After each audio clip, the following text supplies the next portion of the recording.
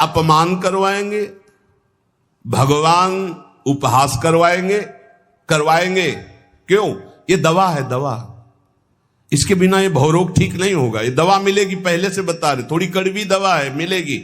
और जिसको ना मिल रही हो तो अभी अस्पताल में भर्ती नहीं हुए हो, आप अपने को स्वस्थ मानते रहो, नाड़ी पकड़े जाएंगे, हर दोष सामने आ जाएंगे, फिर दवा शुरू होगी। क्योंकि एक कह रहे थे कि आप कहते हो भक्ति में बड़ी प्रतिकूलता आती, मेरे जीवन में तो कोई प्रतिकूलता नहीं, तो अभी वो भक्ति आई कहां है?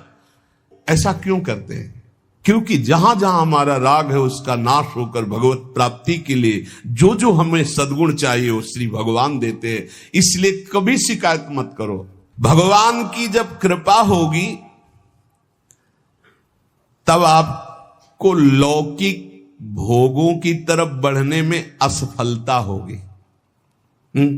जो तुमको प्यार करते थे वो ठुकरा देंगे, जो तुम्हारा सहयोग करते थे वो बंद कर देंगे, जो तुम्हारा नमस्कार प्रणाम वो तुम्हारा तिरस्कार अपमान कर देंगे।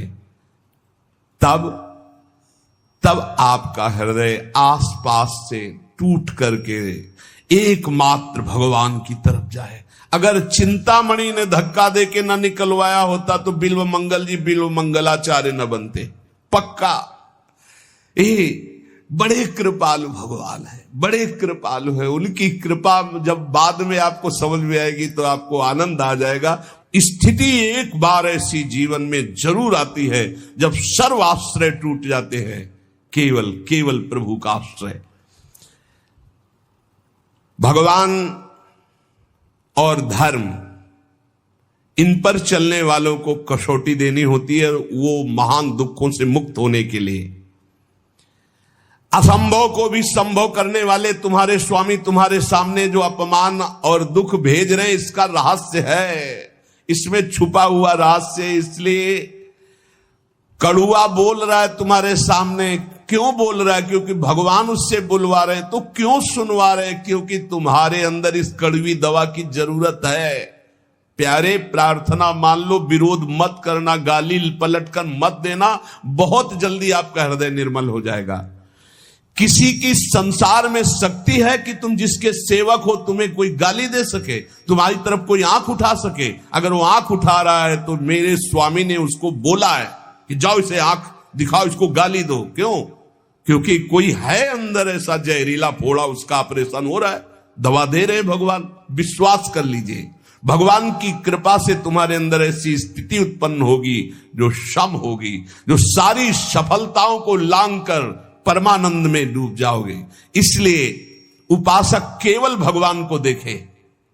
जहां कोई अपमान हो रहा है, जहां कोई परिस्थिति, जहां कोई दुख है, जहां कोई तिरस्कार, जहां कोई भगा रहा, उस समय देखे कि मेरे भगवान का विधान है, मेरे हरि का विधान है।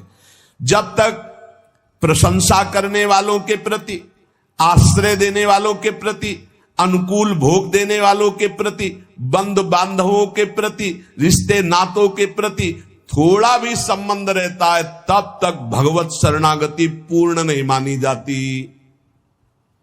पूर्ण भगवत शरणागति के लिए जगत का अपनत्व, बंधुत्व, रिश्ते, नातेदारी, अपनी क्षमता, अपनी महानता, इन सबको मिट्टी में मिलाना होता है। तब भव समुद्र से पार होकर वो परमानंद में डूबता है। लेकिन हम आपको ये सब डर लग रहा होगा आपको सुन के, तो मत डरना, क्योंकि हम प्रियाजू की शरण में हैं। समझ गए? हम पूरे चैप्टर को समझा करके और इसके बाद एक ऐसी टेबलेट देते हैं जिसमें आपको बिल्कुल दर्द नहीं होगा, क्योंकि हम प्रियाजू की शरण में हैं। भगवान जिस पर कृपा करते उन पर ऐसी करते, और हमारी प्रिया जो जिस पर कृपा करती हैं तो अवगुण करे समुद्र सम गणत नापनो जानी, राई के सम भजन को मानत मेरु समान।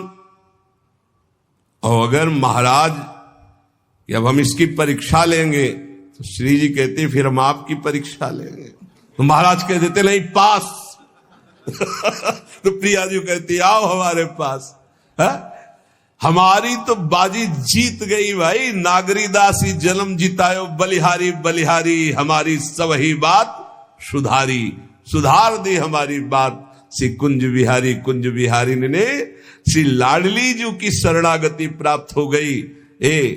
यहां लाडली जी की शरणागति में परीक्षा नहीं होती। एक आपको अंदर की बात बता देते हैं, यहां इतनी अलबेली सरकार है, बस पास ही पास करती जाती है। परीक्षा ने कहूं न रिस कहूं, भूल हूं न होत सकी, रहत प्रसन्न सदा ही मुख हास्य। ये बस नाम चलाते रहना। श्री हरिवंश नाम सब सिद्ध सवै रसिक, बिलसे नौ निध्य भुगतें, देहि न जाचहि पोषण भरन न चिंत कराएं, श्री हरिवंश विभो बिलसाएं, श्री वृंदावन के माधुरी। मेरी महारानी जो जिनके अधीन श्री हरि है, उनका स्वभाव है वो न परीक्षा लेती है और न वो रोष करती। कहीं आपको प्रमाण नहीं मिलेगा।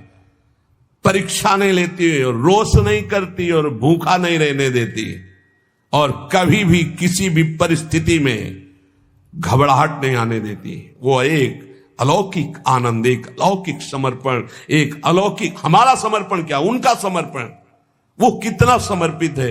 इसीलिए हम कहते हैं कि हमारी तो जीवन की बाजी जीत गई। नहीं, महाराज ऐसी ऐसी जिस पर मैं प्रसन्न होता हूं उसका सर्व, ये समझना बहुत कठिन है भाई, बहुत कठिन है। और महारानी जो हर समय प्रसन्न ही रहती, जिस पर मैं प्रसन्न होता हूं, जिस पर मैं कृपा दृष्टि करता हूं, वो हमारी श्री जी कृपालुता, दयालुता, करुणा की समुद्र है। कभी भी कैसे पापी क्यों न हो, हरिवंश नाम जो ले, अलख लड़ेती रीझ के महल खवासी दे। ए भाई, इसीलिए राधा राधा राधा राधा राधा ये पिता है, ये कभी भी चपत लगा सकते हैं, लेकिन अगर माता के आंचल में छुप गए तो वो ऐसे करके फिर ऐसे जब देखती है तो पिताजी भी मुस्कुरा के वापस हो जाते हैं। ये होता है ना, अनंत माताओं का वात्सल्य हमारी प्रियाजू में है। जो लालजू कहते बहुत ही उद्दंड है, गीता में समझाया, भागवत में समझाया, समझता ही नहीं है, संत गुरु वाक्यों से समझाया फिर भी नहीं समझ रहा, अब इसको दंड देना पड़ेगा। तो श्री जी कहती है अच्छा, ये राधा राधा कहता मेरी शरण में फिर भी अनुलिख्या अनंतान तदप राधा न मद, रजिस्टर फाड़ दो इसका, रजिस्टर फाड़ दो इसका, रजिस्टर नहीं रहना चाहिए, क्योंकि ये श्री जी का शरणागत।